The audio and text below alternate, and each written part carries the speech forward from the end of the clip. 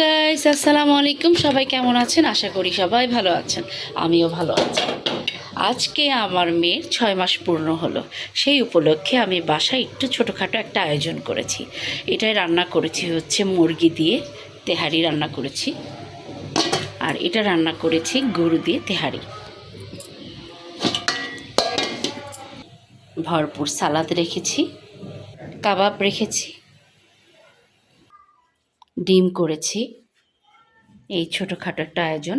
পরিবার আসছে আমার ফ্যামিলি থেকে, সো তাদের জন্যই এতটুকু আয়োজন করেছি।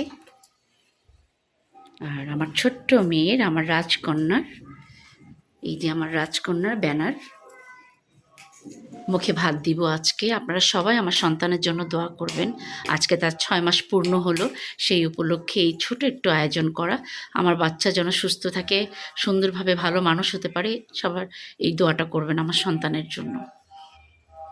এই যে আমার বাচ্চার একটা ব্যানার টানিয়েছি এবং ছবি দিয়েছি। এই ছোটোখাটো একটা আয়োজন।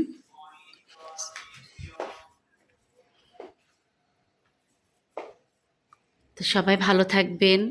মুখে ভাত দিব, তার জন্য আমি খিচুড়ি রান্না করেছি। এই যে খিচুড়ি, এটা আজকে তার মুখে দিব খাওয়ার জন্য। এই হচ্ছে আমার মেয়ের দুপুরের লাঞ্চ। আমার বেবির বড় মা এগুলো সব নিয়ে এসছে তার মেয়ের জন্য। মেয়ে কিভাবে ভাত খাবে এগুলো দিয়ে, তার জন্য নিয়ে এসছি। দেখেন, চামচ নিয়ে আসছে, গ্লাস নিয়ে এসছে, বাটি নিয়ে আসছে। মুখে ভাত দিবে বড় মা, তাই বড় মা সুন্দর করে গুছিয়ে সব কিছু নিয়ে চলে এসেছে। কেমন লাগলো আমার মেয়ের ছোট্ট উপহার অবশ্যই কমেন্ট করবেন। বড় বোন এবং আমার রাজকন্যা, এটা হচ্ছে আমার বড় রাজকন্যা, আর যে ঘুমাচ্ছে ওটা আমার ছোট রাজকন্যা। আমার পুত্র আসেনি। পুত্র হচ্ছে সে লেখাপড়ায় ব্যস্ত এবং তার পরীক্ষা কালকে, এর জন্য সে আসেনি। যে আমার বড় বোন, দেখতেই পাচ্ছেন আমার বড় বোন একেবারে মাথা নিচু করে বসে আছে। সে ক্যামেরার সামনে আসতে চাচ্ছে না, তারপরও ভিডিও নিলাম।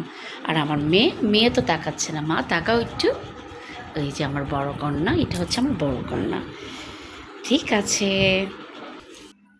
খাওয়া দাওয়ার পর তারপরে আসছে মিষ্টি এবং দইয়ের পালা। এটা হচ্ছে দই আর হচ্ছে মিষ্টি।